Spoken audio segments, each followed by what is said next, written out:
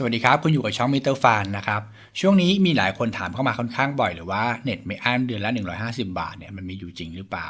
เพราะตอนนี้ในโซเชียลมีเดียมันมีโฆษณาพวกเน็ตราคาถูกแบบเวอร์เนี่ยออกมาขายกันเยอะมากจนหลายคนเริ่มจะไม่แน่ใจแล้วว่ามันเป็นของจริงหรือเป็นมิจฉาชีพกันแน่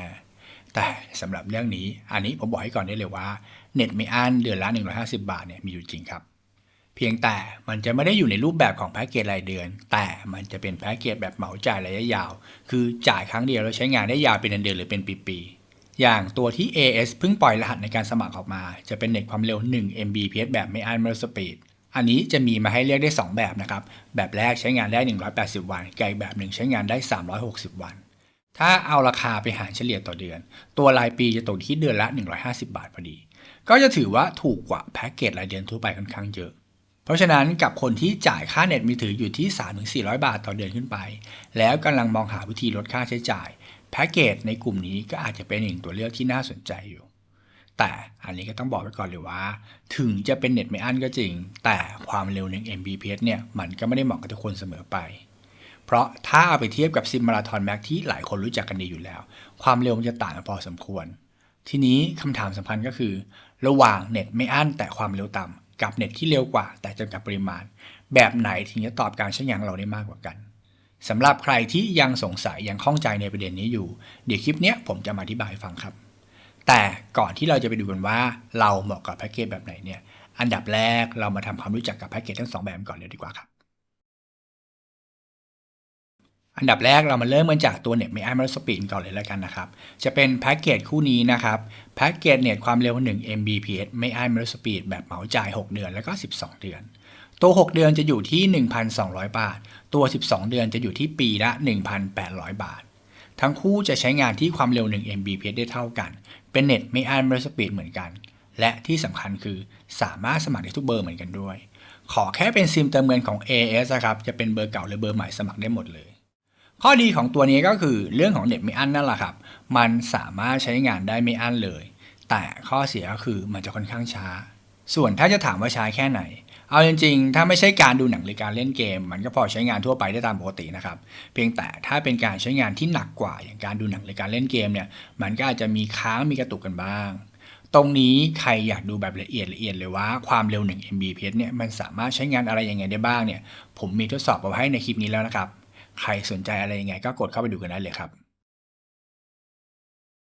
โอเคต่อไปก็จะเป็นซิมมาราธอนแม็กนะครับตัวนี้ก็จะเป็นแพ็กเกจแบบเหมาจ่ายตัวหนึ่งที่เรารู้จักกันดีอยู่แล้วคือจะเป็นแพ็กเกจแบบจ่ายครั้งเดียวใช้งานได้ยาว3เดือน6เดือนแล้วก็12เดือนเลยโดยจะให้เป็นเน็ตความเร็ว15 Mbps มาเดือนละ50 GB หรือ100 GB ตามแต่แพ็กเกจที่เราจะเลือกนะครับข้อดีของตัวนี้คือเรื่องของความเร็วครับมันจะเร็วกว่าตัว1 Mbps ไปเยอะมากในการใช้งานจริงมันจะลื่นกว่าไวกว่าแบบรู้สึกได้ชัดเจนเลยแต่ข้อเสียก็คือมันจะมีการจำกัดปริมาณการใช้งานต่อเดือนเอาไว้พอคุณใช้ครบโควต้าที่เขากำหนดมาให้แล้วเน็ตมันก็จะหมดต้องรอจนกว่าจะขึ้นรอบใหม่เพราะฉะนั้นเวลาจะเลือกใช้งานระหว่าง2แพ็กเกจเนี่ยมันก็จะมีอยู่2เรื่องหลักๆที่คุณต้องพิจารณาให้ดีก่อนก็คือเรื่องของความเร็วเน็ตและก็เรื่องของปริมาณการใช้งานต่อเดือนเอาว่าเดี๋ยวตรงนี้ผมจะค่อยอธิบายให้เห็นภาพไปทีละเรื่องเลยแล้วกันนะครับ อันดับแรกเรามาดูเรื่องความเร็วกันก่อนเลยครับว่าความเร็วที่ต่างกันขนาดนี้มันจะส่งผลต่อการใช้งานจริงยังไงได้บ้างเพื่อให้เห็นภาพได้ชัดเจนขึ้นผมขอเทียบเป็นท่อกับกล่องให้ละกันนะครับโดยจะให้ความเร็วเน็ตหรือ Mbps เนี่ยแทนด้วยขนาดของท่อส่วนข้อมูลที่เราใช้รับส่งทุกวันไม่ว่าจะเป็นการดูหนังฟังเพลงเล่นโซเชียลเล่นเกมให้แทนค่าด้วยกล่องตีว่ากล่องละ1เมกะบิตแล้วกันนะครับซึ่งพอเราแทนค่าแบบนี้แล้วท่อของแพ็กเกจ1 Mbps มันก็ต้องมีขนาดที่พอดีกับกล่องแค่1ใบ คือส่งข้อมูลได้ทีละ1กล่องแต่ส่งได้เรื่อยๆไม่มีจำกัดปริมาณส่วนท่อของแพ็กเกจมาราธอนแม็กอันนี้จะกว้างกว่าตัว1 Mbps ไป15เท่าเพราะฉะนั้นต่อให้มีข้อมูลส่งมาพร้อมกันทีเดียว15กล่องมันก็สามารถจะส่งผ่านท่อไปได้พร้อมกัน15กล่องได้ในรอบเดียวเลยเพียงแต่มันก็จะมีลิมิตของจำนวนกล่องที่จะส่งได้ในแต่ละเดือนกลับเอาไว้ถ้าจะให้เทียบกับการใช้งานจริงขอยกเป็นเรื่องการดูหนังละกันนะครับสมมุติหนังเรื่องหนึ่งต้องใช้ข้อมูลทั้งหมด150กล่อง ถ้าคุณใช้แพ็กเกจ1 Mbps มันส่งได้ครบ150กล่องเลยก็จริงแต่มันต้องส่งไปทีละใบทีละใบโหลดทั้งหมดก็150รอบกว่าจะโหลดกว่าจะได้ดูบางช่วงก็อาจจะมีหมุนๆแล้วก็มีบัฟเฟอริ่งให้เห็นกันบ้างแต่ถ้าเป็นเน็ตความเร็ว15 Mbps ของแพ็กเกจมาราธอนแม็กเนี่ยมันจะส่งได้ทีละ15กล่องพร้อมๆกันเลย แบบเนี้ยแค่10 รอบมันก็สามารถส่งได้ครบแล้วหนังมันก็จะโหลดได้เร็วกว่าไวกว่าดูได้ลื่นกว่าแบบรู้สึกได้ไวง่ายทั้ง2แบบก็ส่งข้อมูลได้เหมือนกันหมดนั่นแหละครับแต่จะไปต่างกันที่ความเร็วกับโควต้าที่จะส่งได้แต่เดือนเท่านั้นเองสำหรับเรื่องของเน็ตไม่อั้นเนี่ยจะมีอยู่จุดหนึ่งที่หลายคนเข้าใจผิดค่อนข้างเยอะคือหลายคนจะคิดว่าเน็ตแบบไม่อั้นมันจะต้องใช้งานได้เยอะกว่าแบบจำกัดปริมาณมาคืออยากจะบอกว่าอันนี้ก็ไม่จริงเสมอไปเพราะตัวแพ็กเกจแบบไม่อั้นถึงมันจะไม่มีโควต้าจำกัดปริมาณกำกับไว้ก็จริงแต่ในความเป็นจริงมันก็ยังมีข้อจำกัดเรื่องความเร็วกับเวลากำกับเอาไว้อยู่ดียิ่งถ้าเป็นเน็ตความเร็วต่ำๆอย่าง1 Mbps อันนี้ยิ่งเห็นภาพชัดเลยครับเพราะต่อให้คุณเปิดโหลดทิ้งไว้ทั้งวันทั้งคืนตลอดทั้งเดือนเนี่ยเน็ตไม่อั้นความเร็ว1 Mbps มันก็จะสามารถรับส่งข้อมูลได้สูงสุดแค่ประมาณ250-300 กิกะไบต์ต่อเดือนเท่านั้นเองย้ำว่าต้องเปิดทิ้งไว้ทั้งวันทั้งคืนเลยนะครับถึงจะสามารถรับส่งข้อมูลปริมาณขนาดนี้ได้แต่ในชีวิตจริงคงจะมีไม่กี่คนหรอกครับที่จะเปิดโหลดทิ้งไว้ทั้งวันทั้งคืนอะไรแบบนั้นได้คนทั่วไปก็ต้องมีกินข้าวต้องนอนต้องทำงานถ้าหักเวลาพวกนี้ออกไปโดยเฉลี่ยหลายคนจะมีเวลาใช้เน็ตจริงๆได้แค่ประมาณวันละ 4-6 ชั่วโมงเท่านั้นเองซึ่งถ้าตีเป็นกิกะไบต์มาก็จะตกอยู่ที่ประมาณ 2-3 กิกะไบต์ต่อวันเบ็ดเสร็จรวมมาก็อาจจะอยู่ที่ประมาณ 50-80 กิกะไบต์ต่อเดือนเท่านั้นเองฟังมาถึงตรงนี้หลายคนอาจจะยังลังเลยังไม่แน่ใจว่าตัวเองเหมาะกับแพ็กเกจแบบไหนเพราะถ้าโจทย์ของคุณมันคือการลดค่าใช้จ่ายลงมาให้เกินเดือนละ300 บาททั้ง2แบบมันก็ช่วยได้แทบไม่ต่างกันเพราะไม่ว่าจะเป็นกลุ่มของเน็ตไม่อั้นหรือกลุ่มของเน็ตมาราธอนแม็กที่เราเพิ่งอธิบายไปเนี่ยพอหารเฉลี่ยออกมาทุกตัวมันก็ตกอยู่ที่เดือนละไม่เกิน300 บาทเหมือนกันหมดเพราะฉะนั้นถ้ามันช่วยเราประหยัดเงินได้ไม่ต่างกันสิ่งที่เราต้องมาพิจารณากันจริงๆไม่ใช่แค่เรื่องของราคาแต่มันต้องเป็นเรื่องของลักษณะการใช้งาน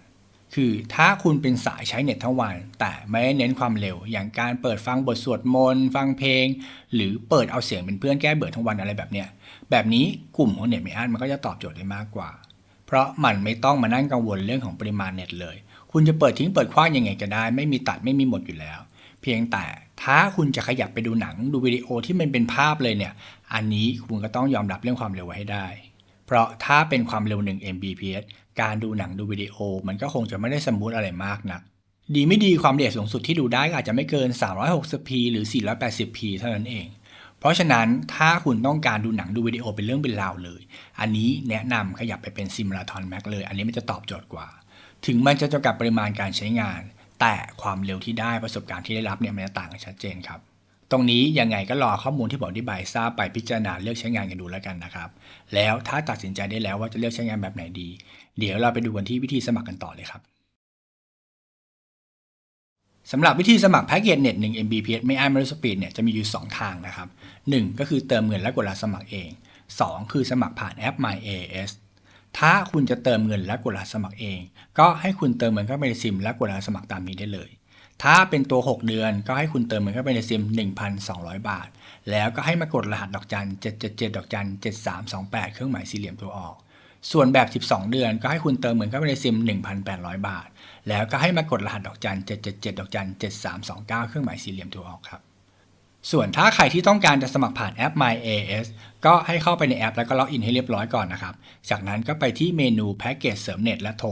แล้วก็เลือกแพ็กเกจเสริมเน็ตครับแล้วก็ไปที่แท็บเน็ตไม่อั้นเลื่อนหาแท็บ180 วันหรือ360 วันแล้วก็กดสมัครจากตรงนั้นได้เลยครับเอาจริงๆแพ็กเกจในกลุ่มนี้มันมีทั้งหมด3ความเร็วนะครับก็จะมี1 Mbps 4 Mbps แล้วก็6 Mbps เพียงแต่ตัว4กับ6 Mbps เนี่ยมันจะไม่มีรหัสให้คุณกดสมัครเองมันจะต้องสมัครผ่านแอป My AAS ได้เท่านั้นนะครับและแน่นอนว่าเมื่อความเร็วมันเพิ่มขึ้นราคาก็ต้องปรับขึ้นตามไปด้วยถ้าเป็นตัว4 Mbps เนี่ย6 เดือนจะอยู่ที่ 1,400 บาท12 เดือนจะอยู่ที่ 2,500 บาทส่วนถ้าเป็นตัว6 Mbps 6 เดือนจะอยู่ที่ 1,800 บาทและก็12 เดือนจะอยู่ที่ 3,500 บาทสำหรับวิธีสมัครแพ็กเกจมาราธอนแม็กมันก็จะมีอยู่2แบบเหมือนกันนะครับก็คือกดรหัสสมัครเองกับซื้อเป็นซิมพร้อมใช้เลย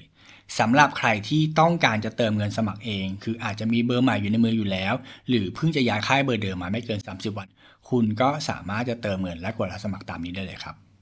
แบบแรกใช้งานเน็ตความเร็ว15 Mbps ได้เดือนละ100 กิกะไบต์อันนี้จะมีเฉพาะรายปีอย่างเดียวนะครับใครที่สนใจสมัครตัวนี้ก็ให้เติมเงินเข้าไปในซิม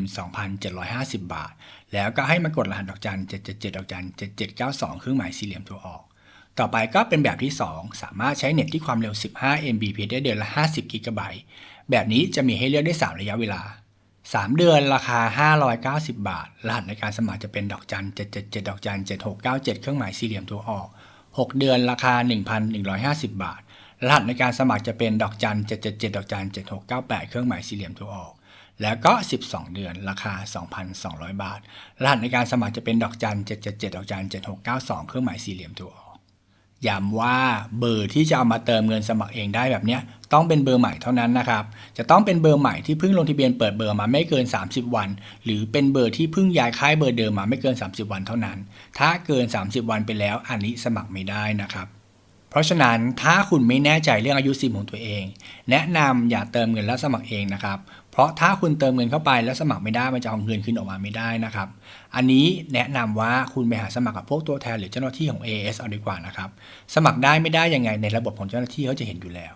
หรือถ้าหาไม่ได้จริงๆแถวบ้านไม่มีศูนย์หรือไม่มีร้านของ AIS เลยเนี่ยจะแจ้งมาให้ผมสมัครให้ก็แจ้งมาได้นะครับใครจะให้ผมตรวจสอบสมัครให้ก็แอดไลน์แล้วก็แจ้งเบอร์แจ้งโปรดซึ่งการสมัครมาได้เลยครับโอเคต่อไปก็จะเป็นแบบที่ 2ก็คือซื้อเป็นซิมพร้อมใช้ไปเลยนะครับเอาจริงๆถ้าคุณจะเปิดเบอร์ใหม่นะผมแนะนำวิธีนี้โอเคกว่ามันถูกกว่าเยอะครับคือถ้าเป็นการย้ายค่ายเบอร์เดิมโอเคมันจำเป็นต้องใช้วิธีแรกมันต้องเติมเงินและกว่าจะสมัครเองแต่ถ้าคุณไม่ได้นิดอะไรกับเบอร์เก่าเปิดเบอร์ใหม่ได้เนี่ยการซื้อเป็นซิมพร้อมใช้เลยมันก็จะถูกกว่าส่วนช่องทางในการสั่งซื้ออันนี้เลือกได้หลายช่องทางเลยครับคุณจะไปซื้อกับ AIS Shop ก็ได้ร้านเทเลวิทก็ได้หรือร้านค้าตัวแทนทั่วไปก็ได้นะครับหรือจะสั่งซื้อออนไลน์ผ่าน AIS Online Store หรือไม่ก็ร้าน Official Store ของ AIS บน Shopee หรือ Lazada ก็ได้สำหรับใครที่จะซื้อผ่านช่องทางออนไลน์ยังไงเดี๋ยวผมจะเอาลิงก์สำหรับการสั่งซื้อที่เป็น Official Store ของทาง AIS เนี่ยทั้ง3ช่องทางเลยไปวางในอธิบายกับในตะกร้าไว้ให้แล้วกันนะครับใครที่สนใจอะไรยังไงก็กดซื้อจากตะกร้าด้านล่างได้เลยครับโอเคสำหรับเนื้อหาทั้งหมดที่จะมาอัปเดตให้ทราบกันก็จะมีประมาณนี้นะครับก็หวังว่าคงจะได้ประโยชน์กันไปบ้างไม่มากก็น้อยนะครับถ้าใครที่ดูแล้วคิดว่าพอมีประโยชน์บ้างก็รบกวนกดไลค์กดแชร์กดติดตามให้ด้วยแล้วกันนะครับจะขอบคุณมากๆเลยสำหรับคลิปนี้ก็คงต้องขอตัวลาตัวนี้ก่อนแล้วกันนะครับแล้วเดี๋ยวเราพบกันใหม่โอกาสหน้าลาตรงนี้นะครับสวัสดีครับ